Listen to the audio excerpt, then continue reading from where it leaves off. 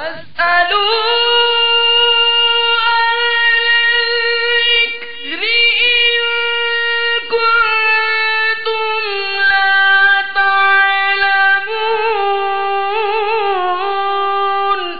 اے لوگو علم والوں سے پوچھو اگر تمہیں علم نہ ہو۔ الحمدللہ رب العالمین والصلاة والسلام علی سید المرسلین، اما بعد فاعوذ باللہ من الشیطان الرجیم، بسم اللہ الرحمن الرحیم، الصلاة والسلام علیک یا رسول اللہ وعلی آلک واصحابک یا حبیب اللہ، الصلاة والسلام علیک یا نبی اللہ وعلی آلک واصحابک یا نور اللہ۔ میرے پیارے محترم اسلامی بھائیوں اور مدنی چینل کے ناظرین، الحمدللہ عز و جل ایک بار پھر ہم مدنی چینل کے سلسلے دارالافتاء اہل سنت میں حاضر ہیں۔ الحمدللہ ہمارے سلسلے میں آپ کی کالز ہوتی ہیں، آپ کے سوالات ہوتے ہیں اور دارالافتاء اہل سنت کے اسلامی بھائی کے جوابات ہوتے ہیں۔ انشاءاللہ آج ہمارا موضوع ہے پیری مریدی کے احکام۔ آج ہمارا ٹاپک ہے پیری مریدی کے احکام۔ حسب معمول سوالات کا سلسلہ شروع کرنے سے پہلے ہم درود پاک کی ایک بڑی پیاری فضیلت سنتے ہیں۔ نبیوں کے سلطان، رحمت عالم یان، سردار دو جہان، محبوب رحمان عز و جل و صلی اللہ تعالی علیہ وسلم کا فرمانے برکت نشان ہے، جس نے مجھ پر روز جمعہ 200 بار درود پاک پڑھا، اس کے 200 سال کے گناہ معاف ہوں گے۔ سبحان اللہ، 200 بار درود پاک پڑھنے سے اس میں وقت بہت تھوڑا لگتا ہے مگر برکت کتنی زیادہ ہے۔ تو اپنی نیت کر لیجئے، عادت بھی بنا لیجئے کہ باقی دنوں میں بھی درود پاک کی خوب کثرت کریں گے، مگر جب جمعے کا دن آئے تو کثرت کے ساتھ بارگاہ مصطفیٰ صلی اللہ تعالی علیہ وسلم میں درود پاک کے نذرانے پیش کریں گے۔ آئیے مل کر دنیا میں آپ جہاں کہیں ہوں سرکار یاری وقار صلی اللہ تعالی علیہ وسلم کی بارگاہ میں ہدیہ درود و سلام پیش کرتے ہیں۔ صلو علی الحبیب صلی اللہ تعالی علی محمد صلی اللہ علیہ وسلم۔ پیری مریدی کے احکام آج ہمارا ٹاپک ہے۔ حضور پہلا سوال یہ ہے کہ جو ہمارا کانسیپٹ ہے، جو ہمارا ٹاپک ہے پیری مریدی کے احکام، پیری مریدی کا اسلام میں کیا تصور ہے، اس بارے میں کچھ ہماری رہنمائی فرمائیے۔ الحمدللہ رب العالمین والصلاة والسلام علی سید المرسلین، اما بعد فاعوذ باللہ من الشیطان الرجیم، بسم اللہ الرحمن الرحیم۔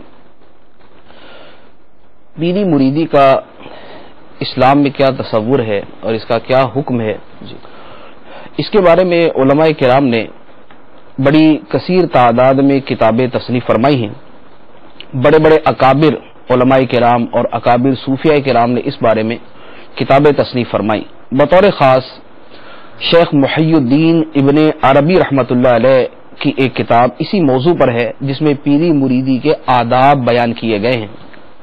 اسی طرح امام عبد الوہاب شعرانی رحمۃ اللہ علیہ کی ایک نہیں بلکہ متعدد کتابیں اسی موضوع پر ہیں جس میں آپ نے اس کے آداب اور اس کے احکام بیان فرمائے۔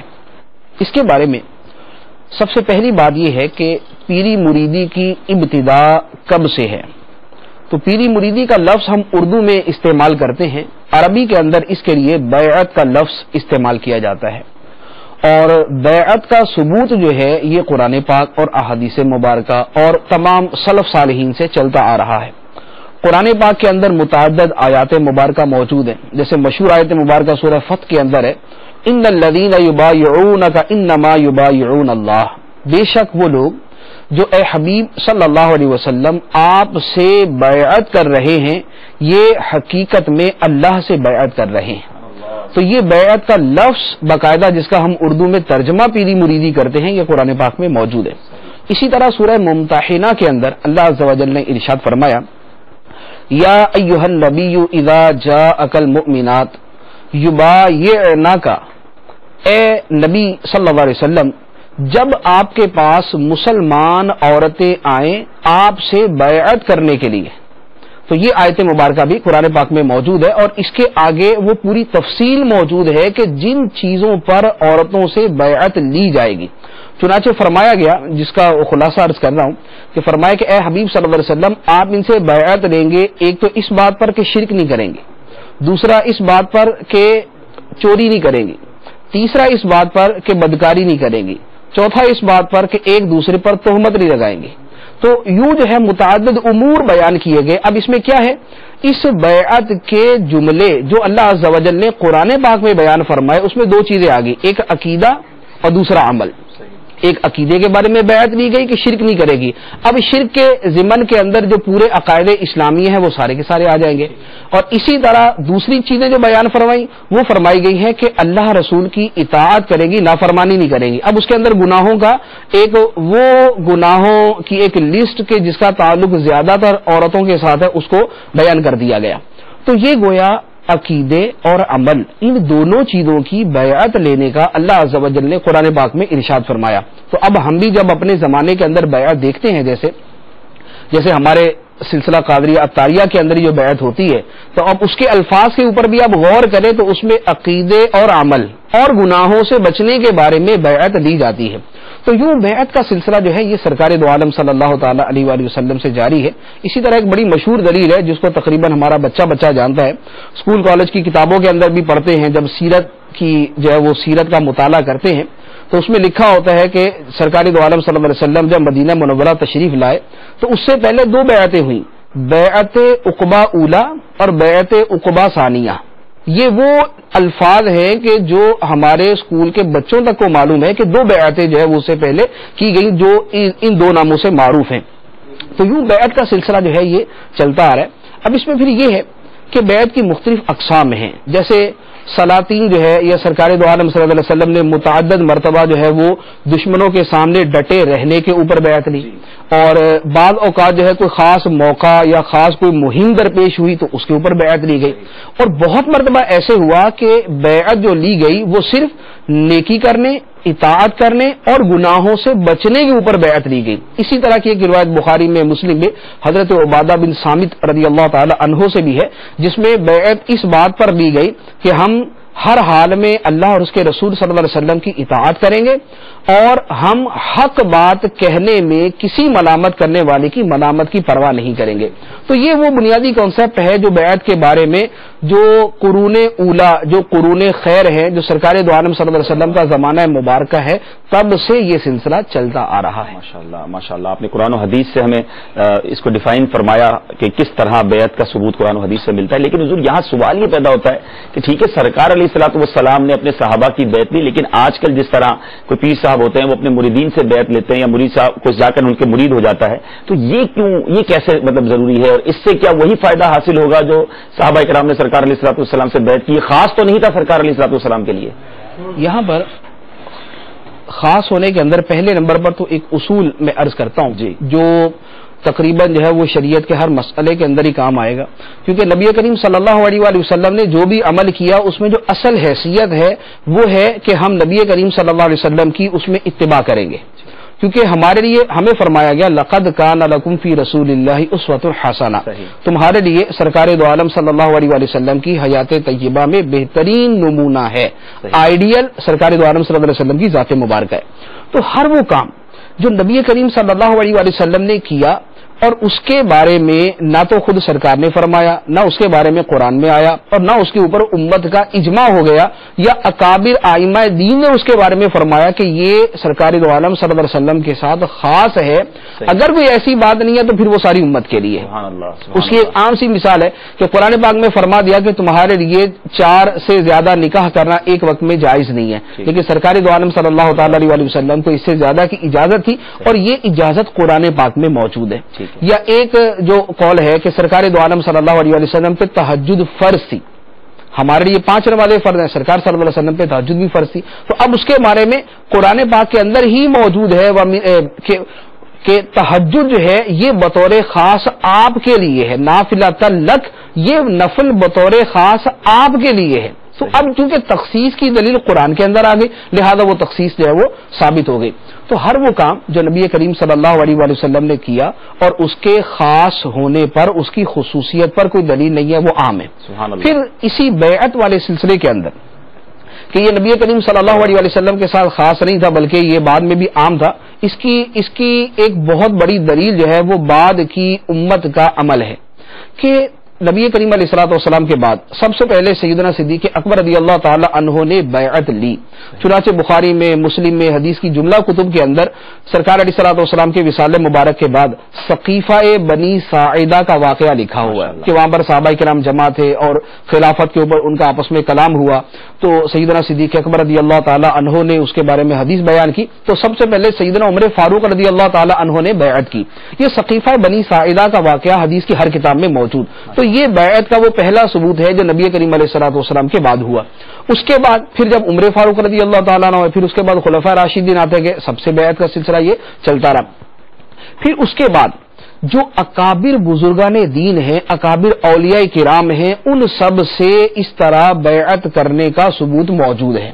जैसे हजरत सैयदना इमाम हसन बसरी रज़ी अल्लाह ताला अन्हु, हजरत ख्वाजा हबीब अजमी रहमतुल्लाह अलैह, हजरत जुनैद बगदादी रहमतुल्लाह अलैह, हजरत शेख शिबली रहमतुल्लाह अलैह, हजरत सैयदना सरी सख्ती रहमतुल्लाह अलैह, हजरत बायज़ीदी बिस्तामी, इमाम अबुल हसन कुशैरी, सरकार गौसे पाक रज़ी अल्लाह ताला अन्हु। तो यूं अब हम अगर औलिया किराम को देखेंगे तो हमें हजारों में नहीं बल्कि लाखों की तादाद में औलिया किराम मिलेंगे जिनका ये पीरी मुरीदी का सिलसिला जारी था और जारी है और आ रहा है। और इस वक्त शर्को गरब जुनूबो शिमाल पूरी दुनिया के अंदर ये पीरी मुरीदी का सिलसिला जारी है। तो ऐसा कभी नहीं हो सकता कि एक शय की इस्लाम में इजाजत ही नहीं है और वो कुरान और हदीस के खिलाफ हो और लाखों औलिया किराम उसको करते आ रहे हो। तो ये जो उम्मत का एक अमल है और पूरी उम्मत का अमल है, ये इस बात की कतई दलील है कि ये जायज है और ये एक नेक और अच्छा तरीका है। और खुद सरकार सल्लल्लाहु अलैहि वसल्लम ने फरमाया, मा रआहुल मुमिनून हसनन फहुवा इंदल्लाहि हसन। वो शय जिसे मुसलमान अच्छा जाने वो अल्लाह की बारगाह में भी अच्छी ही होती है। वाह। तो ये वो तरीका जो सारे मुसलमानों में राज, औलिया किराम में राज, जिनकी पैरवी का हमें हुक्म दिया गया कि तुम इनके रास्ते पर चलो, जिनकी पैरवी की दुआ हम हर नमाज के अंदर करते हैं, इहदिना सिरातल मुस्तकीम सिरातल लदीना अनअमता अलैहिम, इनाम याफ्ता लोगों के रास्ते की पैरवी। तो ये वत्तबि सबीला मन अनाबा इलैया, पैरवी कर उसके रास्ते की जो मेरी तरफ रुजू करने वाला है। तो औलिया किराम से बढ़ के कौन रुजू करने वाला है? तो उनकी पैरवी का हुक्म दिया गया और ये सिलसिला, ये तरीका कार जो है उन्हीं की पैरवी की एक सूरत है। माशाअल्लाह। मेरे प्यारे और मोहतरम इस्लामी भाइयों, कितने प्यारे मदनी फूल आज हमें पीरी मुरीदी के हवाले से इस कॉन्सेप्ट को मजीद क्लियर कर रहे हैं। तो आप यकीनन हमारे साथ सिलसिले में होंगे। हुजूर, ये तो माशाअल्लाह क्लियर हो गया कि ये औलिया किराम का तरीका, सहाबा का तरीका, सरकार अलैहिस्सलाम ने बैत फरमाई। अब ये बनाया क्यों जाता है पीर, इस बारे में थोड़ा सा मजीद अगर कुछ डिफाइन कर दीजिए। पीर क्यों बनाया जाता है, इसके अंदर वैसे तो बहुत सारी तफसील है कि बैअत की मुख्तलिफ अक़साम होती हैं, इसी तरह पीर की अक़साम होती हैं। एक वो मुर्शिद है जो एक पीर पीर इत्तिसाल है, एक पीर पीर इसाल है। इसी तरह बैअत जो की जाती है उसके अंदर फलाह मकसूद है, तो फलाह तकवा है या उसके अंदर कोई दूसरी सूरत है। इसी तरह बैअत है, बैअत बरकत है या बैअत इरादत है। तो इसकी मुख्तलिफ अक़साम है। बेसिकली हमारे यहाँ जो बैअत राइज हैं वो दो तरह की हैं, एक है बैअत बरकत और एक है बैअत इरादत। बैअत बरकत ये होती है कि औलिया किराम के अंदर ये सिलसिला चलता आ रहा है कि उनके यहाँ मुरीदीन अपने उन औलिया किराम के पीरों के मुरीद होते थे और फिर वो बातिन की राहें तय किया करते थे। उसमें तसव्वुफ, सुलूक, मारिफत इलाही, तरीक़त, हकीकत, ये सारे रास्ते तय करके फिर वो अल्लाह ताला की मारिफत, अल्लाह ताला का इरफान हासिल किया करते थे। ये बैअत इरादत कहलाती। अब क्या है कि अब हम में से हर कोई जो है वो उस रास्ते के ऊपर तो चल नहीं सकता, जैसे हम में से हर कोई जो है वो मुफ्ती या अल्लामा तो बन नहीं सकता। तो हमें कम अज कम ये होता है कि हम इस राह के मुसाफिर बन जाएं ताकि हमारा शुमार भी इस राह पे चलने वालों में तो हो जाए। तो ये जो बैअत बरकत होती है ये असल में औलिया किराम के उस सिलसिले के साथ मुशाबहत है, उस सिलसिले के साथ मुशाबहत है। और सरकार दो आलम सल्लल्लाहु अलैहि वसल्लम की मशहूर हदीस मुबारक, मन तशब्बह बिकौमिन फहुवा मिनहुम, जो जिस कौम से मुशाबहत करता है वो उसी कौम में से है। तो अब जैसे सैयदना गौसे आज़म रज़ी अल्लाह ताला अन्हु, आपसे जो है वो हजारों औलिया किराम ने बैअत की जिन्होंने ये राहें तय की और जो औलिया किराम बने और मारिफत इलाही के हामिल हुए। अब हम उस मर्तबे तक तो नहीं जा सकते लेकिन हम उनसे मुशाबहत इख्तियार करते हैं इस उम्मीद पर कि सरकार दो आलम सल्लल्लाहु अलैहि वसल्लम ने जब ये इरशाद फरमाया कि जो जिस कौम से मुशाबहत करता है वो उन्हीं में से है, तो हम उनकी मुशाबहत इख्तियार करके हम भी उन्हीं के ग्रोह के अंदर, उन्हीं के जुमरे के अंदर दाखिल होने की कोशिश करते हैं। फिर हमारे जमाने में जो पीरी मुरीदी है, पीरी मुरीदी का जो असल मकसद है, बैअत होने का, मुरीद बनने का जो असल मकसद है, इसके बारे में भी थोड़ा सा कॉन्सेप्ट जो है वो क्लियर होना चाहिए। کیونکہ بعض اوقات جو ہے وہ پیری مریدی صرف اور صرف دنیاوی مقاصد کے لیے کی جاتی ہے. اعلیٰ حضرت علیہ رحمہ کا اس کے بارے میں فتاوی رضویہ شریف کی 21ویں جلد میں بڑا تفصیلی کلام ہے, متعدد رسائل ہیں اس کے بارے میں, فتاوی ہیں. تو اعلیٰ حضرت رحمہ نے فرمایا کہ جو مرید ہونا محض دنیاوی مقاصد کے لیے ہے اس مرید ہونے کا کوئی فائدہ نہیں ہے. اصل مقصود دین ہے, اصل مقصود دین ہے. ہاں اس دین کے ضمن میں دنیاوی فائدہ مل جائے یہ ایک دوسری بات ہے. تو اب اس کے بارے میں فرمایا کہ مرید ہونے کا اصل مقصد اپنے باطن کی اصلاح کرنا, اپنی ذات کی اصلاح کرنا, اپنے آپ کو شریعت پر چلانا, اپنے اندر اس بیعت کے ذریعے وہ جذبہ پیدا کرنا کہ بسا اوقات لوگوں کا دل جو ہے وہ شریعت پر عمل کرنے کی طرف آتا نہیں, لیکن جب وہ مرید ہوتا ہے, جب وہ اپنے پیر کی صحبت اختیار کرتا ہے, جب وہ اس کے اقوال سنتا ہے, اس کے ملفوظات سنتا ہے, جب وہ اس کی صحبت اختیار کر کے اس کے افعال کو دیکھتا ہے, تو یہ جو پیر کی صحبت ہے, پیر کی بارگاہ میں بیٹھنا ہے, جو اس کے ملفوظات سننا ہے, یہ اس آدمی کی زندگی میں انقلاب پیدا کرتے ہیں. کیونکہ صحبت کا اثر, کسی کے پاس بیٹھنے کا اثر یہ تو مسلم ہے, دنیا جہان اس کو جانتی ہے, قرآن و حدیث سے یہ بات ثابت ہے. تو جب آدمی مرید ہوتا ہے اور پھر وہ مرید ہونے کا حق ادا کرتا ہے, مرید ہونے کے حق ادا کرنے میں ایک تو پیر کی تعظیم اور اس کے ساتھ اس کے قول و فعل پر نظر رکھنا بھی ہے, اس کی باتیں سنی جائیں اور اس پر عمل کرنے کی نیت کی جائے, اور دوسرا اس کی صحبت اختیار کی جائے, اس کا قرب اختیار کیا جائے اور اس کی پیروی کرنے کی کوشش کی جائے. تو جب کوئی آدمی اس راہ پہ چلتا ہے تو اس کا جو نتیجہ نکلتا ہے نا وہ یہ نکلتا ہے کہ آدمی بھی پھر اسی رنگ میں رنگتا چلا جاتا ہے. آپ نے دیکھا ہوگا دنیا کسی بھی با عمل پیر کا جب کوئی مرید ہوتا ہے, کسی بھی با عمل پیر کا, اگر جس طرح کی وہ زندگی پہلے گزارا ہوتا ہے, مرید ہونے کے بعد اس کی زندگی میں انقلاب آتا ہے. ایسا لگتا ہے کوئی اسپرچل کنیکشن یہ بالکل یہ حقیقتاً ہوتا ہے, یہ کیونکہ اس سلسلے کا تعلق ہی روحانیات کے ساتھ ہے, یہ ایک روحانی تعلق ہوتا ہے. تو جب آدمی صدق دل کے ساتھ کسی کا مرید ہوتا ہے اور وہ جس کا مرید ہے وہ اس بیعت کا اہل ہے, وہ پیر بننے کا اہل ہے, تو جب یہ مرید ہوتا ہے اس کے بعد اس کے اندر تبدیلی آنا شروع ہوتی ہے. آپ نے اپنی زندگی کے اندر ہزاروں لاکھوں لوگ ایسے دیکھے ہوں گے کہ جو مرید ہونے سے پہلے ان کی حالت کچھ اور ہوتی ہے, لیکن مرید ہونے کے بعد نہ جانے کیا ایسی ان میں تبدیلی آتی ہے کہ وہ نماز بھی بن جاتے, وہ بعمل بھی بن جاتے, وہ شریعت پر بھی چلنا شروع کر دیتے. ماشاءاللہ بڑی پیاری بات پتہ چلی. اور واقعی اگر غور کریں تو آپ سب نے بھی ایسا دیکھا ہوگا کہ کسی پیر کامل سے کنیکشن سے پہلے, کسی روحانی شخصیت کا دامن تھامنے سے پہلے زندگی کچھ اور ہوتی ہے, اور جب یہ روحانی کنیکشن ہو جاتا ہے, کسی بزرگ کا فیض ملنا شروع ہو جاتا ہے, تو پھر اس کی زندگی کی دنیا, دل کی دنیا زیر و زبر ہو جاتی ہے. میرے پیارے اور محترم اسلامی بھائیوں, پیری مریدی کے احکام ہمارا ٹاپک ہے, اس پر ہم گفتگو کر رہے ہیں. ہمارے نمبرز اسکرین پر آپ کے سامنے ہیں. حضور یہ بتائیے, یہ ایک بڑا مشہور جملہ بھی ہے کہ جس کا کوئی پیر نہیں ہوتا اس کا پیر شیطان ہوتا ہے. کچھ اس بارے میں ڈیفائن کیجئے کہ یہ جملہ درست ہے اور کیا ایسا ہی ہوتا ہے؟ دیکھیے یہ جملہ مشہور ہے اور یہ سوال امام اہل سنت مجدد دین و ملت مولانا شاہ امام احمد رضا خان علیہ رحمت الرحمان سے کیا گیا کہ یہ جو جملہ مشہور ہے کہ جس کا کوئی پیر نہیں اس کا پیر شیطان ہے, تو اس جملے کا مطلب کیا ہے, یہ جملہ درست ہے یا نہیں, اور اگر یہ درست ہے تو پھر اس کا مطلب کیا ہے. صحیح ہے, کیونکہ ایک آدمی جو ہے وہ شریعت کے اوپر پوری طرح عمل کرتا ہے اور صرف وہ پیر نہیں پکڑتا تو یہ کہنا کہ اس کا پیر شیطان بن گیا تو بظاہر تو سمجھ نہیں آتی. تو اعلیٰ حضرت رحمہ نے اس پر بڑی تفصیل کے ساتھ کلام فرمایا. ایک تو اس کے بارے میں ایک فتویٰ ہے اور ایک اس کے بارے میں اعلیٰ حضرت رحمہ کا ایک مفصل رسالہ ہے, اور فتاوی افریقہ میں اور فتاوی رضویہ کے اندر وہ دونوں میں یہ رسالہ موجود ہے. یہ جو جملہ ہے کہ جس کا کوئی پیر نہیں اس کا پیر شیطان ہے, اصل میں پیر کی دو صورتیں. ایک پیر وہ ہے کہ جو ہماری سیدھی شریعت کے بارے میں رہنمائی کرے, اس کو کہتے ہیں مرشد عام, یا اس کو اردو میں کہتے ہیں پیر عام. یہ ایک عام پیر ہے. وہ کیا ہے, وہ ہمارے لیے اللہ کا کلام قرآن پاک ہے, اس میں سرکار دو عالم صلی اللہ علیہ وسلم کی احادیث مبارکہ ہے, اس میں ائمہ مجتہدین نے جو تحقیقات فرمائی, جو ہمارے سامنے مسائل بیان کیے, جو کتابوں میں موجود ہیں, یہ ہمارے سامنے چیزیں ہیں, یہ ہے پیر عام. اب جو شخص ان پیروں میں سے کسی کو تسلیم نہیں کرتا اس کے لیے یہ جملہ ہے کہ جس کا کوئی پیر نہیں اس کا پیر شیطان ہے. جو کلام اللہ کو نہیں مانتا، جو قرآن پاک کا منکر ہے، تو وہ پھر شیطان کا پیروکار ہے. اسی طرح جو کلام اللہ کو مانتا مگر حدیثوں کو نہیں مانتا، اس کا پیر بھی شیطان ہے. اسی طرح جو قرآن حدیث کو تو مانتا ہے لیکن ائمہ مجتہدین کا انکار کرتا ہے، کہتا ہے کہ نہیں بھی میں کسی مجتہد کو مانتا ہی نہیں ہے، انہوں نے تحقیق ہے، میری اپنی تحقیق ہے. تو جو مجتہدین کا انکار کرنے والا ہے اس کا پیر بھی شیطان ہے. اسی طرح جو بالفرض مجتہدین کو بھی مانتا ہے، قرآن مانتا ہے، حدیث مانتا ہے، مجتہدین کو مانتا ہے لیکن اس کا عقیدہ درست نہیں.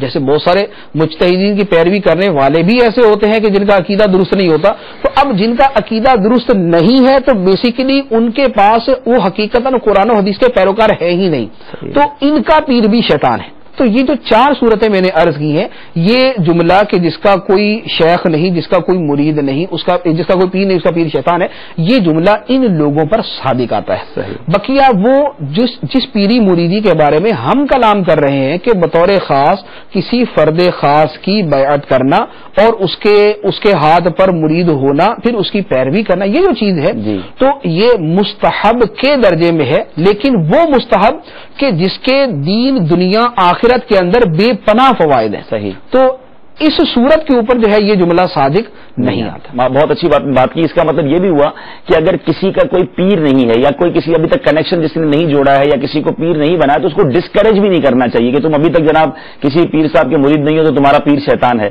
تو آپ کی بات سے پتہ چلا مستحب کام ہے، انکریج کرنا چاہیے، ذہن بنانا چاہیے، فوائد بہت سارے ہیں. لیکن اگر کوئی نہیں کرتا اور اس کا عقیدہ درست ہے تو وہ کوئی گناہ گار نہیں ہے اس وجہ سے. یہ یہاں جو عرض کروں یعنی 2 چیزیں ہو گئی.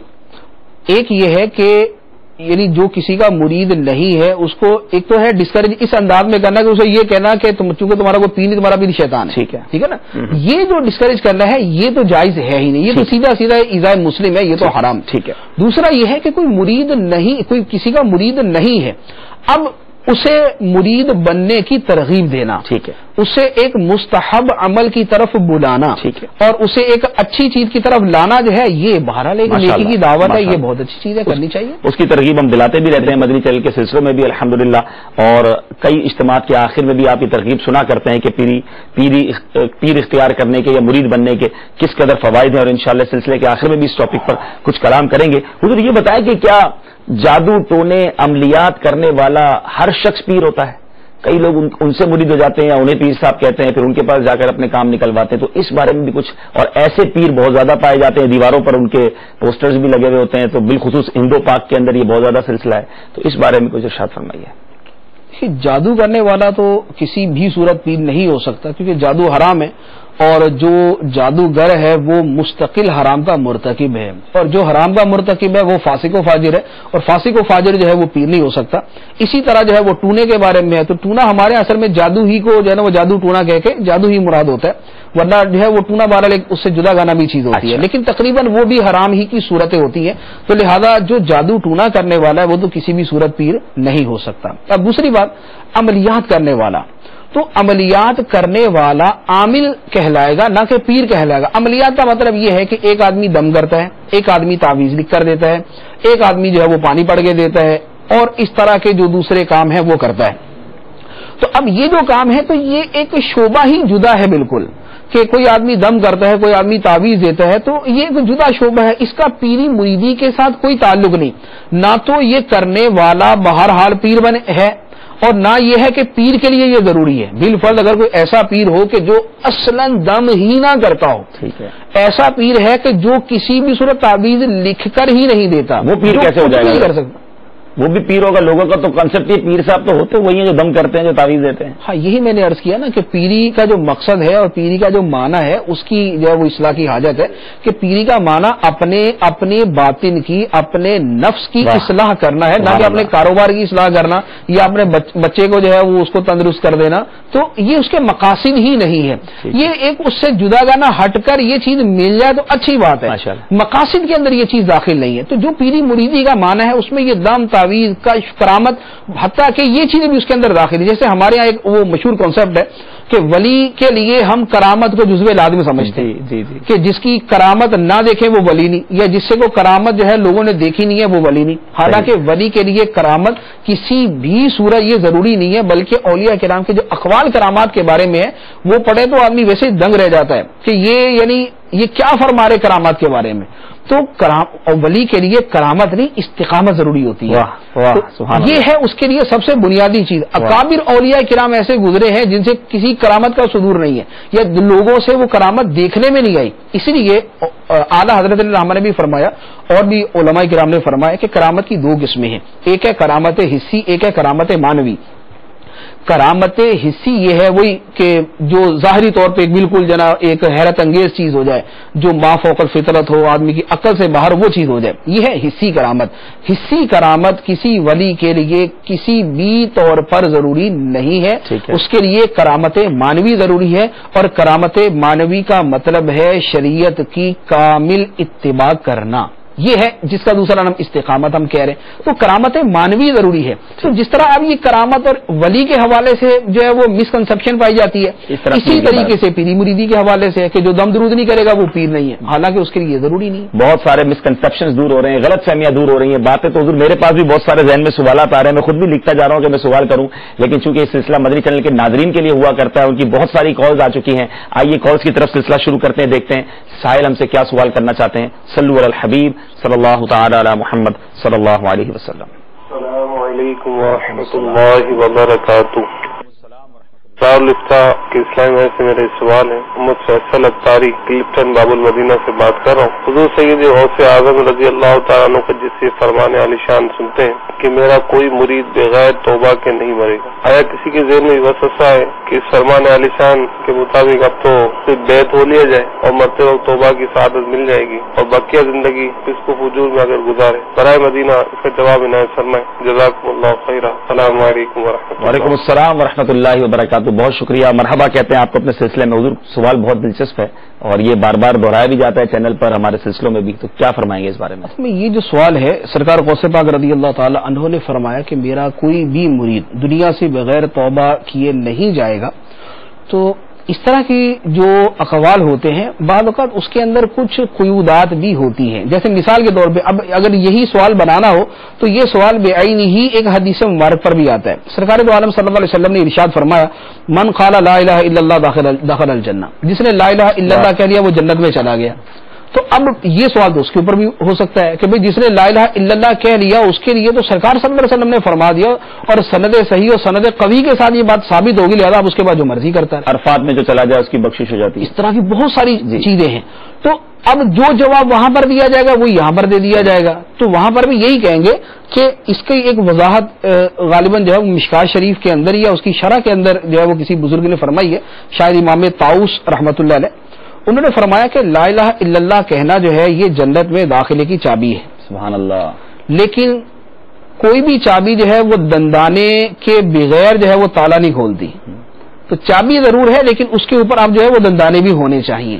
تو اسی طرح لا الہ الا اللہ کہہ لینا یہ ہے ایمان، واہ، ایمان ہے، اب اس کے اوپر اعمال کے دندانے بھی ساتھ ہونے چاہیے۔ تو یہ جس طرح اس حدیث مبارک کی شرح بیان کی گئی ہے، اسی طرح یہ قول یا اسی طرح کے جو اور اقوال ہوں، خواہ وہ خواجہ غریب نواز رحمۃ اللہ علیہ سے، خواہ وہ شیخ شہاب الدین سہروردی رحمۃ اللہ علیہ سے، یا وہ کسی اور اکابر اولیاء کرام میں سے کسی سے ہوں، تو ان کا مطلب یہی ہوتا ہے کہ ان میں بھی اس طرح کی قیودات ہوتی ہیں، اور اس طرح کے جملے جو ہے وہ ہمیشہ اس کو کس طرح لیا جاتا ہے، اس کو لینا اصل میں یوں ہوتا ہے کہ ان جملوں کو سامنے رکھ کر امید قائم کی جائے، واہ، اور جو دوسری چیزیں ہیں، گناہ ہیں، اور اس کے بارے میں جو وعیدیں ہیں ان کو سامنے رکھ کر خوف قائم کیا جائے، اور یہ خوف اور امید جو ہے یہ دونوں ایمان کے پر ہیں، اور ان پروں کے ساتھ آدمی اڑ کر جنت میں داخل ہوگا۔ تو یہ چیز ہے اس کے اندر سامنے رکھنے والی ہے، جس طرح سیدنا عمر فاروق رضی اللہ تعالیٰ عنہ نے فرمایا کہ قیامت کے دن اگر اعلان ہو کہ سارے لوگ جنت میں جائیں گے سوائے ایک کے، تو مجھے ڈر ہے کہ وہ ایک باقی رہ جانے والا کہیں میں نہ ہوں، اور اگر یہ اعلان ہو کہ سارے لوگ جہنم میں جائیں گے سوائے ایک کے، تو مجھے امید ہے اللہ کے فضل سے کہ وہ جنت میں جانے والا میں ہی ہوں گا۔ تو امید اور خوف یہ دونوں چیزیں ہی ضروری ہیں۔ تو اس طرح جو اولیاء کرام کے اقوال ہیں، جو ان کے فرامین ہیں، ان کو سامنے رکھ کر امید ہونی چاہیے۔ امید جتنی قوی ہوگی، اللہ تعالیٰ سے جتنا اچھا بندے کا گمان ہوگا، اللہ تعالیٰ اس کے ساتھ ویسا معاملہ فرمائے گا۔ لیکن اس کے ساتھ ساتھ گناہوں کے اوپر وعیدات بھی ہیں، تو اللہ تعالیٰ کی طرف سے جو وعیدات ہیں اور جو فضائل ہیں وہ اس کی مشیت کے اوپر موقوف ہے۔ تو تو اب اس طرح کے جو فرامین ہیں وہ بھی مشیت الہی پر ہیں. تو اب جو چیز مشیت پر ہے اس کے بارے میں قطعیت کے ساتھ کوئی بات نہیں کہی جا سکتی، لہذا دونوں طرح کی چیزوں کو سامنے رکھنا چاہیے. اور جیسے یہی سرکار غوث پاک رضی اللہ تعالیٰ کا فرمانی میرے دل میں آیا. سرکار غوث پاک رضی اللہ تعالیٰ عنہ کی ایک اور کتاب ہے الفتح الربانی. یہ آپ کے بیانات ہیں، صحیح، جو چھوٹے چھوٹے بیانات ہیں. تو یہ بڑی پیاری کتاب ہے. اب اگر وہ کتاب پڑھے تو آدمی کی طبیعت صاف ہو جائے کہ اس کو نیک عمل کس طرح کرنے چاہیے. اس میں تو اس طرح یعنی جیسے امیر اہل سنت کے وہ پرانے بیانات ہیں نا جن کے اندر گناہوں کے بارے میں ایسا جو ہے وہ یعنی جھنجھوڑا گیا کہ آدمی کو پتہ چل جائے کہ مجھے یہ کیا کرنا ہے. تو اسی طرح سرکار غوث پاک رضی اللہ تعالیٰ کے وہ فرامین ہیں. تو اب آپ کے وہ فرامین بھی سامنے رکھنے چاہیے، وہ بھی آپ نے اپنے مریدوں کے اجتماع کے اندر ہی بیان فرمائے، وہ بھی آپ کے مریدوں کے اجتماع میں ہیں. تو وہ فرامین بھی اور یہ فرمان بھی، اس کے ذریعے امید ہونی چاہیے، ان کے ذریعے خوف ہونا چاہیے، اور خوف و امید دونوں کو اپنے دل میں جگہ دینی چاہیے. ماشاءاللہ ماشاءاللہ. آئیے ایک اور کال کی طرف چلتے ہیں، دیکھتے ہیں سائل ہم سے کیا سوال کرنا چاہتے ہیں. صلو علی الحبیب صلی اللہ تعالی علی محمد صلی اللہ علیہ وسلم. السلام علیکم ورحمۃ اللہ وبرکاتہ. میں پاکستان کے صوبہ پختونخوا سے بات کر رہا ہوں. میرا مدنی علماء سے یہ سوال ہے کہ کیا ایک مرید نماز کے اندر اپنے پیر کا تصور کر سکتا ہے یا نہیں کر سکتا؟ اس کی کیا مطلب شرعی حیثیت ہے؟ اگر اس کے ذہن میں اس طرح کے خیالات آتے ہوں تو وہ کیا کرے؟ اس کا حل کیا ہے؟ کیا اس سے نماز میں کوئی اثر تو نہیں پڑے گا؟ نماز زائل تو نہیں ہوگی؟ کیا اس کا حل ہے؟ برائے کرم شرعی رہنمائی عطا فرمائیں. جزاک اللہ خیرا. بہت بہت شکریہ، آپ نے خیبر پختونخوا سے ہمیں کال کیا. حضور یہ بتائیں کہ کیا نماز میں کوئی اثر پڑے گا اگر اس طرح کا خیال آئے تو؟ یہ سوال ہے نماز میں تصور شیخ کے بارے میں. جی جی. بیسیکلی تو تصور شیخ جو ہے اس کی وضاحت جو ہے وہ عرض کرتا ہوں. تصور شیخ کے بارے میں امام اہل سنت مجدد دین و ملت مولانا شاہ امام احمد رضا خان علیہ رحمت الرحمان کا ایک نہایت ہی نفیس اور خوبصورت رسالہ ہے جس کا نام ہے الیاقوتۃ الواسطہ. ماشاءاللہ. الیاقوتۃ الواسطہ کا ترجمہ اور اس کا خلاصہ جو ہے یہ ہمارے المدینہ العلمیہ سے چھپا ہوا بھی ہے. یہ غالباً ولایت کا آسان راستہ کے نام سے ہے یہ. ماشاءاللہ. تو اس رسالے کے اندر اعلیٰ حضرت علی رحمہ نے تصور شیخ کے بارے میں بہت سارے اقوال بیان کیے. اس میں ایک قول شیخ مجدد عرب ثانی رحمۃ اللہ علیہ کا اس بارے میں بھی ہے کہ ان کو ایک مکتوب آیا اور اس کا انہوں نے جواب ارشاد فرمایا. تو اس کے اندر بڑی تفصیل ہے لیکن وہ بہرحال وہ سب کو جو ہے نا وہ سمجھانا ذرا مشکل ہے. ٹپیکل ہو جائے. ہاں. تو اس میں عرض یہ ہے تصور شیخ فی نفسی ہی ایک اعلیٰ درجے کی چیز ہے اور ایک دل میں ایمان، عقیدہ، عمل اور ایک روحانیت پیدا کرنے کا بہت بڑا ذریعہ ہے. سبحان اللہ. اور تصور شیخ جو ہے یہ دنیا و آخرت کے اندر کام آنے والی چیزوں میں سے بہت اعلیٰ قسم کی چیز ہے کہ جب تصور شیخ کا سلسلہ شروع ہوتا ہے تو اس کے بعد اس کی برکات ہیں وہ وہی جانتا ہے جو تصور شیخ کرتا ہے.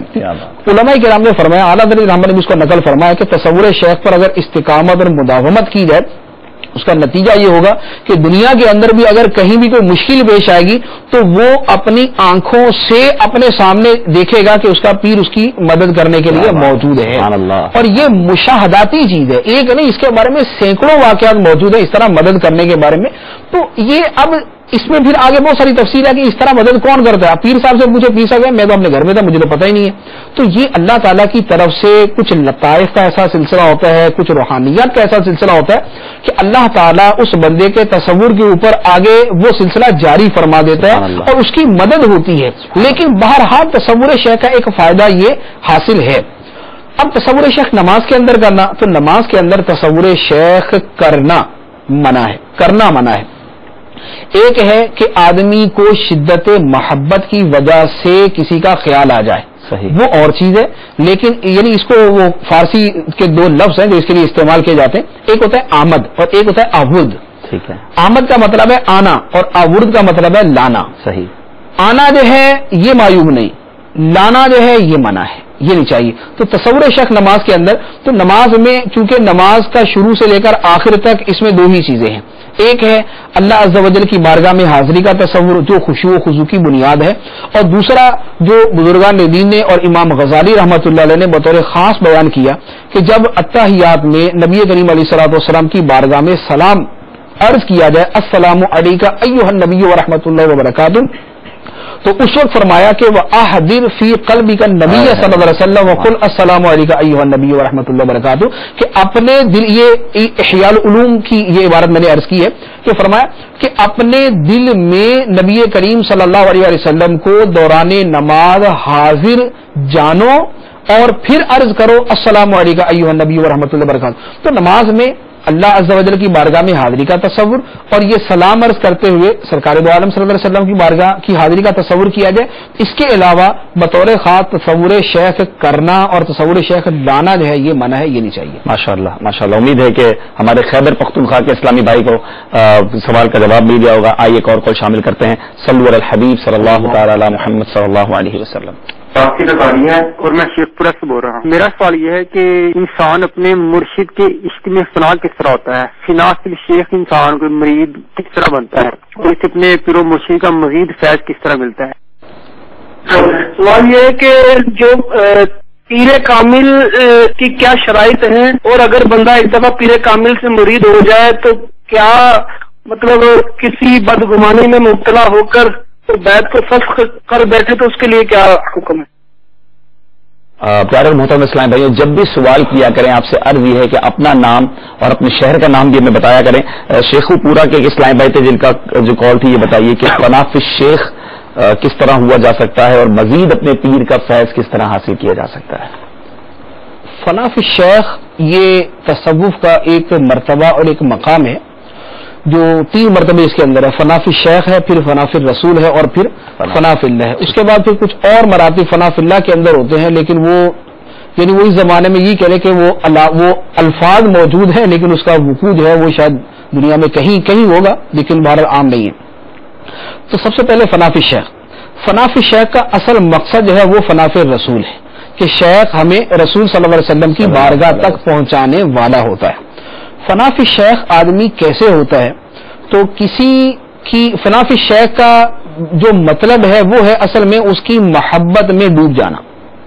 اب کسی کی محبت میں کیسے ڈوبا جاتا ہے تو اس کا جو طریقہ ہے وہ علماء کرام نے بیان فرمایا فنا فی الشیخ کے حوالے سے۔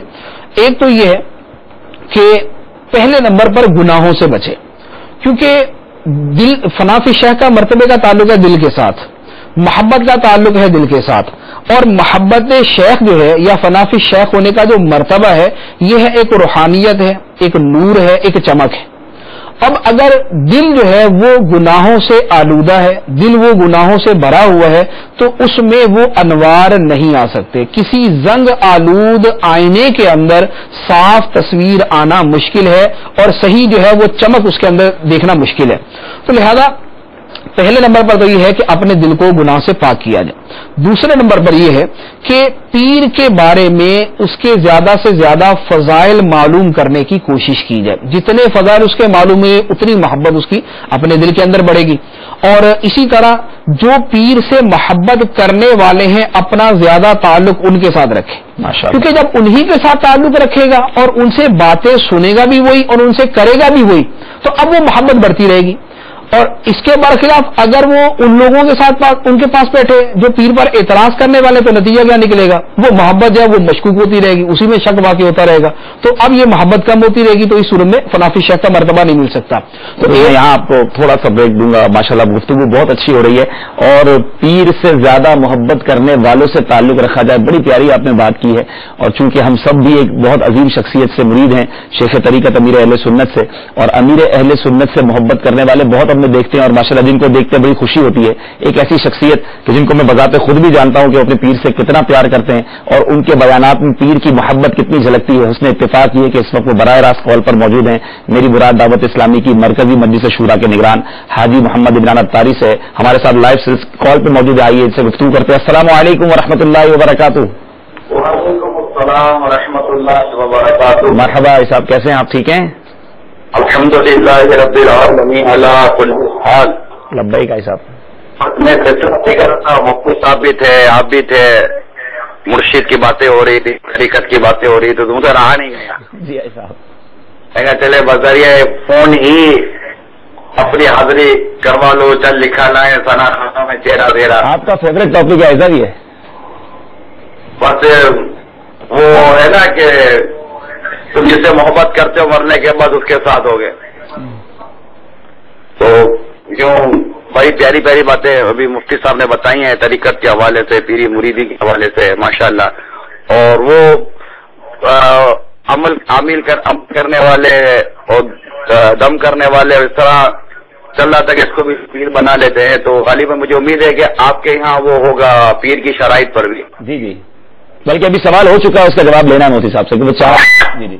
میں بھی یہ چاہتا تھا کہ مفتی صاحب اس طرح کا بھی ارشاد فرما دیں، اور ماشاءاللہ یہ جو بھی اعتراض والی جو بات کی کہ اور اس پہ بھی اعلیٰ حضرت امام اہل سنت نے بہت تاکید فرمائی ہے کہ دل میں بھی اپنے پیر پر اعتراض نہ لائے کہ اس سے بھی وہ فلاح سے برکتوں سے محروم رہنے کے متعلق اعلیٰ حضرت نے صراحت فرمائی ہے. لیکن چونکہ موضوع اتنا خوبصورت، اتنا پیارا، اور جو ہمارے جو اسلام بھائی ہیں، جو ثاقب بھائی جو آپ کے سلسلے کو آرگنائز کرتے ہیں، انہوں نے خاص دعوت دی تھی مجھے کہ ہمارا سلسلہ ہے وہ پیری مریدی کا، تو ابھی بھی وہ سن رہے ہوں گے. میں نے کہا ان کی دلجوئی بھی ہو جائے گی ماشاءاللہ، اور اس لیے میرا جی وہ چاہا. میں نے کہا شرائط پیر کی اور پیر کی تعظیم اور احترام کے حوالے سے، کیونکہ جہاں اتنی بھی عملیاں پھیلی ہوئی ہیں اور ایسے حالات میں لوگ پیری مریدی کے حوالے سے بھی اتنے زیادہ نہ ایجوکیٹ ہے نہ اپڈیٹ ہے. آپ کے سلسلے نے الحمدللہ مدنی چینل کے بے شمار ناظرین کو اس معاملے میں ایجوکیٹ بھی کیا ہوگا، اپڈیٹ بھی کیا ہوگا. تو دارالفتاء اہل سنت کے حوالے سے، یعنی ایک فتویٰ کے حوالے سے، ایک فقہی حوالے سے، شریعت کی احکامات کے حوالے سے اس سلسلے کو اس طرح لے کر آنا، یہ آپ لوگوں کا حصہ ہے. اللہ تعالیٰ آپ کو اس کا اجر عطا فرمائے اور میری طرف سے آپ مبارکباد اور مرحبا وصول کیجیے. ماشاءاللہ ماشاءاللہ. سب آج جی ایسا فرمائیے. تو میں یہ عرض کرنے کا تھا کہ چونکہ اور یہ اتنی بے عملیاں پھیلی ہوئی تو اسی میں یہ بھی ایک بے عملی ہے کہ ایک تو پیر بنانے میں کوتا واقع ہوئے، سست واقع ہوئے، پھر پیر بنا تو وہ پیر کے نہ آداب سمجھے، نہ احترام سمجھے، نہ پیر سے وہ فیض لینے کا ذریعہ سمجھے. وہ جیسے کہ وہ شیخ عبدالعزیز دباغ رحمۃ اللہ تعالی علیہ کا مجھے قول یاد آ رہا ہے کہ مرید پیر کی محبت سے ترقی نہیں کرتا، مرید ترقی کرتا ہے کہ اس کو اس کے پیر سے کتنی محبت ہے. سبحان اللہ سبحان اللہ. اگر صرف محض پیر کی محبت پر مرید ترقی کرتا تو آپ فرماتے ہیں کہ ہر مرید واصل باللہ ہوتا، یعنی ہر مرید ترقی کر کے ہوتا کہ پیر کو تو سارے مرید پیارے ہوتے ہیں. لیکن مرید کی اپنے پیر کی طرف جو ماشاءاللہ اس وقت مفتی صاحب نے بھی کئی دفعہ اس طرف وہ کنیکشن کے حوالے سے توجہ فرمائی، رابطے کے حوالے سے، تصور شیخ کا سلسلہ بھی چل رہا تھا، تصور مرشد کی باتیں بھی ہو رہی تھیں. تو الحمدللہ بے شمار اور پیارے پیارے خوبصورت مدنی پھول آپ اسلامی بھائی نے ہمیں دیے ہیں. اور یہ کہ اتنی بے عملیاں ہیں تو اس میں ایک بے عملی یہ بھی آ چکی ہے کہ ایک تو پیر کے پکڑنے یا مرید بننے کے جو دینی مقاصد تھے جس کی طرف بڑی پیاری توجہ دلوائی گئی ہے تو اس میں واقعی کمی ہے. اور پھر بس وہ ان سے فیض لینے کا جو انداز ہمارے بزرگوں نے لکھا ہے، اکابرین نے فرمایا ہے کہ پیر سے فیض لینے کے لیے مرید کو کس قدر مؤدب اور کس قدر اس کی تعظیم اور احترام بجا لانا چاہیے. تو میں چاہ رہا تھا کہ اگر اس پر یقیناً میرا ذہن ہے کہ آپ کے ان مدنی پھولوں میں یہ بھی گلدستہ کہیں نہ کہیں خوشبو مہکا رہا ہوگا. لیکن میں نے ایسے ہی حاضری دینے کے لیے سعادت کہیں اس کو جو بھی کہے، میں نے جو نیت دی تو کچھ نیتیں کر کے میں حاضر ہوا تھا. جزاک اللہ بہت شکریہ صاحب، جزاک اللہ خیر. وعلیکم السلام ورحمۃ اللہ وبرکاتہ. نارملی نگران شورا ہماری تربیت فرمانے کے لیے سلسلے میں کرم فرماتے ہیں. آج بھی کچھ مدنی پھول عطا فرمائے، لیکن ساتھ ساتھ سوال بھی ایسا وہ مفتی صاحب انہوں نے کر دیا ہے، سائل کی حیثیت سے بھی وہ آ چکے ہیں اور انہوں نے سوال کیا ہے کہ پیر کی شرائط اور پیر کی تعظیم پر کچھ گفتگو مزید کی جائے اور اس کو ڈیفائن کیا جائے. واقعی یہ سوال آتا ہے ذہن میں کہ پیر بنانا ضروری ہے، آپ نے اس کے فضائل بھی بتا دیے، ہم نے قرآن و حدیث سے بھی سنا، لیکن پیر بناتے وقت کس چیز کو ججمنٹ کس طرح کی جائے کہ آج کے دور میں کس طرح ہم یہ طے کریں کہ کس کو پیر بنانا ہے، اس کی اگر کچھ شرائط بیان ہو جائے اس بارے میں کچھ ہماری رہنمائی ہو جائے. پہلے تو ان کا مکمل فناف شیخ کے حوالے سے جی، تو اس میں یہی عرض کر رہا تھا کہ ایک تو یہ ہے کہ پیر کے فضائل پڑھے سنے، اور دوسرے نمبر پر انہی کے پاس بیٹھے جو پیر سے محبت کرنے والے اور پیر کی باتیں کرنے والے، اور تیسرے نمبر پر یہ ہے کہ اس کی کامل اتباع کی کوشش کرے. چوتھا یہ ہے کہ اس کی بارگاہ میں زیادہ سے زیادہ حاضر ہونے کی کوشش کرے. جتنا حاضر ہوگا، جتنا قریب سے دیکھے گا، اتنے فضائل سامنے آئیں گے، اتنی زیادہ محبت دل میں پیدا ہوگی. تو یہ فنافی شیخ کا آسان طریقہ، اور اس میں فنافی شیخ ہونے میں بہت بڑا ہاتھ جو ہے وہ اسی پہلی چیز کا، جو ہمارا پہلا سوال تھا تصور شیخ کے حوالے سے، کہ تصور شیخ فنافی شیخ کے لیے جو ہے یہ ایک اکسیر اعظم آپ اس کو کہہ لیں، یہ بنیادی اور عمدہ ترین طریقہ ہے فنافی شیخ ہونے کا، کہ تصور شیخ جس قدر کثرت کے ساتھ کیا جائے گا اسی کثرت کے ساتھ دل میں محبت بڑھے گی، اور اسی جلدی کے ساتھ جو ہے فنافی شیخ کا مرتبہ حاصل ہوتا جائے گا۔ دوسرا سوال جو تھا پیر کی شرائط کے حوالے سے، وہ ہمارے اسلام بھائی نے بھی وہی سوال کیا اور نگرانی شورا نے بھی وہی سوال کیا کہ پیر کی شرائط کیا ہے۔ تو پیر کی شرائط کے بارے میں اعلیٰ حضرت علی رحمٰ نے بڑی تفصیل سے بیان فرمایا ہے، 4 شرطیں اس کی بیان فرمائی، بہار شریعت کے پہلے حصے کے اندر بھی وہ موجود ہے۔ پہلی شرط یہ ہے کہ پیر کا اپنے شیخ کے ساتھ سلسلہ متصل ہو، کہ یعنی وہ بھی باقاعدہ اوپر کسی کا مرید ہو، پھر آگے وہ کسی کا مرید ہو، اور یوں یہ سلسلہ جو ہے سرکار دو عالم صلی اللہ تعالی علیہ وسلم تک پہنچے۔ تو ایک تو اس کے سلسلے کا اتصال ہونا چاہیے، دوسرے نمبر پر یہ ہے کہ اسے مرید بنانے کی اجازت بھی ہو۔ جیسے مثال کے طور پہ مرید تو میں بھی ہوں، آپ بھی ہیں، تو اب ہم مرید تو ہیں لیکن ہمیں کو آگے تو اجازت نہیں نا، تو اس لیے یہ دوسری شرط ہے، اس سے ہٹ کر یہ شرط ہے کہ اسے باقاعدہ اس کی اجازت دی جائے۔ تیسرے نمبر پہ یہ ہے کہ اس کا عقیدہ صحیح ہو، اگر وہ گمراہ ہے، اگر وہ بے دین ہے، اگر وہ بددین ہے تو اسے پیر بنانا ہی جائز رہی، کہ جو خود گمراہ ہے تو پیر کو کہتے ہیں مرشد، مرشد کا مطلب جو رہنمائی کرے، جو خود گمراہ ہے، جو خود راہ بولا ہوا ہے، وہ دوسرے کو کیا راہ دکھائے گا؟ تو اس لیے اس کا عقیدہ صحیح ہونا ضروری۔ چوتھی شرط یہ ہے کہ اس کے پاس اتنا علم ہو کہ وہ اس علم کی روشنی میں فرائض و واجبات پہ عمل کر سکے اور گناہوں سے بچ سکے اور شریعت پر چل سکے، اتنا علم فقہ اس کے پاس ہونا ضروری ہے۔ بہت زیادہ یہ کہ وہ تفسیر میں ماہر ہو، وہ حدیث میں ماہر ہو، وہ دوسرے علوم میں، یہ ضروری نہیں ہے، اتنا کہ جس کے ذریعے حلال و حرام کی تمیز کر کے ان سے بچ سکے، اتنا علم اس کے پاس ہونا ضروری ہے۔ اور اعلیٰ حضرت الرحمٰ نے اسی کے اوپر عالم کا اطلاق بھی فرمایا ہے۔ تو یہ 4 شرطیں ہیں۔ اب یہ ہے کہ اس کے ساتھ ایک اور چیز ہے جس کا خیال کرنا چاہیے، وہ یہ ہے، یہ 4 چیزیں تو وہ بنیادی شرطیں ہیں، ٹھیک ہے۔ 5ویں چیز اس کے ساتھ یہ ہے کہ اب جس کا مرید بننا ہے اس کے حوالے سے یہ بھی دیکھ لے کہ یہ کتنا با فیض ہے اور اس میں کتنا اثر ہے، اس کی بارگاہ میں بیٹھنے والوں میں کتنے اثرات پائے جاتے ہیں، ان کی زندگیوں کے اندر کتنی تبدیلی آتی ہے۔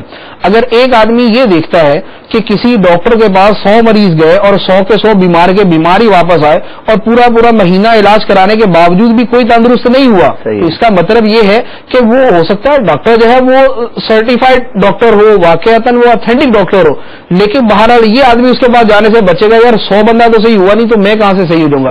لیکن اگر کسی کو یہ پتا ہے یار اس کے پاس جو بھی جاتا ہے وہ تندرست ہو جاتا ہے، جو بھی جاتا ہے ماشاءاللہ اس کا مرض ختم ہو جاتا ہے، تو اب یہ اس کی سند دیکھنے یا اس کا سرٹیفکیٹ دیکھنے نہیں جائے گا، یہ سمجھ لے گا کہ بھائی یہ ہے مستند اور ہے کوالیفائڈ اور ایک ایکسپرٹ آدمی ہے جس کے پاس جانے والا ہر بندہ صحت یاب ہو کر واپس آتا ہے۔ تو یہی چیز جو ہے وہ پیری مریدی کے اندر بھی دیکھنی چاہیے کہ کسی کو پیر بنانے سے پہلے اس کے بارے میں یہ دیکھیں کہ جو اس کی صحبت میں اٹھنے بیٹھنے والے ہیں وہ شریعت کے کتنے پابند بن جاتے ہیں، ان کے دلوں میں خوف خدا کتنا پیدا ہو جاتا ہے، ان کے دلوں میں سرکار علیہ الصلوۃ والسلام کی محبت کتنی بڑھ جاتی ہے، ان کے دلوں میں اولیاء کرام کی عقیدت کتنی زیادہ ہوتی ہے، وہ حلال و حرام کی کتنی پرواہ کرنے لگتے ہیں، ان کی زندگی کے اندر شریعت کا رنگ کتنا جھلکنے لگتا ہے، ان کا ظاہر و باطن کتنا اچھا ہونے لگتا ہے۔ تو اگر آدمی کسی کو پیر بنانے سے پہلے یہ چیز دیکھ لے کہ اس سے متعلق ہونے والا خواہ 1 ہوا یا 10 ہوئے یا 100 ہوئے یا 1000 یا لاکھ، لیکن ان کی اکثریت میں ایک تبدیلی آئی، ایک انقلاب پیدا ہوا، وہ ایک اچھی راہ پر آئے، تو اس کا مطلب ہے کہ اس کا مرید ہونا چاہیے۔ تو پیر بننے سے پہلے اس چیز کو بھی دیکھ لینا چاہیے۔ صاحب اب یہاں تک تو ہم پہنچ گئے کہ پیر بنانا کیوں ضروری، اس کے فوائد کیا ہیں، پیر بنانے کی شرائط کیا ہیں، مرید کو برکتیں کیا ملتی ہیں، اسپریچول کنیکشن کیا ہے، الحمدللہ بہت سارے پہلوؤں پر گفتگو ہو گئی۔ اب ہو سکتا ہے مدنی چینل کے ناظرین دنیا میں کہاں کہاں سن رہے، اب یہ سوچے ٹھیک ہے بھائی اتنے سارے فضائل، اب یہ بھی تو بتا دیں مرید بنے کس کا۔ چلے آپ ہی سجیسٹ کر دیں کہ اگر آج کے دور میں کوئی ایسا اسلامی بھائی ہمیں سن رہا ہے، کوئی ایسی اسلامی بہن سن رہی ہے جو مرید بننا چاہتے ہیں، تو ان کو کس کا مرید بننا چاہیے، اور آج کے دور میں جس طرح بتا رہے ہیں کہ اتنے فیوز و برکات حاصل کیے جائیں، تو اگر آپ کی طرف سے دعوت بھی چلی جائے تو مزید انشاءاللہ آسان ہو جائے گا۔ دیکھیں میں نے یا آپ نے دونوں نے اپنی زندگی کے اندر جو مشاہدہ کیا ہے تو ہمارا تو پہلے دن سے لے کر آج تک جو ہے وہ یکدر گیر محکم گیر والا سلسلہ چلتا آ رہا ہے. ہم نے تو نہ کسی دوسری جگہ جا کر دیکھا ہے اور نہ دوسری جگہ جا کر جانچنے کی کوشش کی ہے. ہم نے تو بچپن میں آنکھ کھولی ہے, اپنی آنکھوں کے ساتھ ہزاروں لوگوں کی زندگیاں بدلتے ہوئے دیکھا, اپنی آنکھوں سے ان لوگوں کو دیکھا جو محلے کے اندر سارا دن شرارتیں, لڑائی, مار کٹائی اور جناب فتنہ فساد اور نہ جانے کیا کیا کرتے تھے, لیکن وہ ایک ہستی کے مرید بننے کے بعد جو ہے وہ ہاتھ میں تسبیح لے کے 5 وقت مسجد میں جا رہے ہیں. ان کی زندگیوں میں تبدیلی, جو خود دوسروں کو تنگ کرتے تھے اب وہ ہر ایک سے پیار, محبت, اخلاق, ملنساری کے ساتھ ملتے ہیں. تو اس طرح کی ہزاروں چیزیں ہم دیکھتے ہیں. تو ہم نے تو شروع سے امیر اہل سنت دامت برکاتہم العالیہ کی ذات کو دیکھا ہے, انہی کا دامن پکڑا ہے, انہی کے ساتھ وابستہ چلتے آ رہے ہیں اور اسی کے اندر اپنی دنیا اور آخرت کی فلاح کو دیکھتے ہیں. اور یہی فلاح ہم ہزاروں لوگوں میں دیکھتے آ رہے ہیں. جو سچا مرید ہے آج تک ان کی زندگیوں کے اندر انقلاب ہم نے اپنی آنکھوں سے دیکھے, اور اس کا ایک مشاہدہ نہیں ہے, اس کے ہزاروں کی تعداد کے اندر مشاہدات ہیں. یہ روڈوں پہ گھومنے والے جو ہے, یہ مسجدوں میں جو بیٹھ رہے ہیں, یہ سینماؤں کو جانے والے, یہ جو مسجدوں میں اعتکاف کر رہے ہیں, یہ جو گناہوں کی طرف جانے والے, یہ جو قافلوں کے مسافر بن گئے, یہ جو پتہ نہیں کیا گناہ کے جو ہے وہ کاغذات پر کرنے والے آج جو ہے وہ مدنی انعامات ہاتھ میں لے کے بیٹھے ہوئے ہیں. تو یہ سارے کا سارا فیض جو ہے یہ امیر اہل سنت کی ذات مبارکہ ہی کا ہے.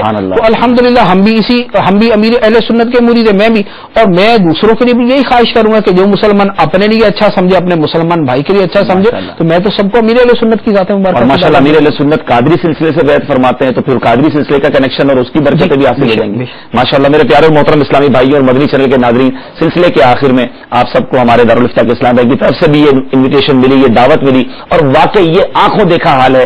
دنیا میں آپ جہاں کہیں ہیں, فیضان امیر اہل سنت آپ کی نگاہوں کے سامنے ہے کہ کس طرح لائف چینجنگ ایکسپیرینس ہوتا ہے اس کے لیے کہ جو اسپرچل کنیکشن, ایک روحانی کنیکشن امیر اہل سنت سے حاصل کرتا ہے. دنیا میں جہاں کہیں ہو آپ امیر اہل سنت کے مرید بن جائیے, امیر اہل سنت کے دامن کو تھام لیجیے. امیر اہل سنت قادری اتاری سلسلے میں داخل فرماتے ہیں. الحمدللہ مدنی مذاکروں میں, امیر اہل سنت کے بیانات میں, نگران شورا کے بیانات میں, یا وہ اسلامی بھائی جو وکیل اتار ہیں جب وہ بیان کرتے ہیں, بیعت کا سلسلہ ہوتا ہے, آپ امیر اہل سنت کا دامن تھام لیجیے. انشاءاللہ دنیا میں بھی برکتیں حاصل ہوں گی, آخرت میں بھی اس کی برکتیں حاصل ہوں گی. مجھے بتایا گیا بہت ساری کالز ہیں, ہم معذرت وہاں ہیں, سلسلے کا وقت مختصر ہوتا ہے, ہم آپ کی بہت ساری کالز نہیں لے سکے. ہمارے سلسلے سے متعلق اپنے مشورے, اپنے کمنٹس, فیڈ بیک @madanichannel.tv پر بھی آپ دیکھ سکتے ہیں. دارالفتہ اہل سنت کا نمبر بھی اسکرین پر بار بار چلتا رہتا ہے. میں ریپیٹ بھی کر دیتا ہوں کہ اگر آپ دارالفتہ اہل سنت سے اگر آپ کو سوال کرنا چاہتے ہیں, وہ بھی اسکرین پر آپ کو نمبر دکھا دیا جائے گا. میرے پیارے محترم اسلامی بھائیوں, دنیا بھر میں جہاں کہیں ہیں مدنی چینل دیکھتے رہیے, اس کی دعوت عام کرتے رہیے. اللہ تبارک و تعالی غوث پاک رضی اللہ تعالیٰ کے فیوز و برکات سے ہم سب کو مالا مال فرمائے. دنیا بھر میں جہاں جہاں مسلمان ہیں, مالک کریم ان سب کی پریشانیوں کو دور فرمائے. آمین بجاہ النبی الامین صلی اللہ تعالی علیہ وسلم.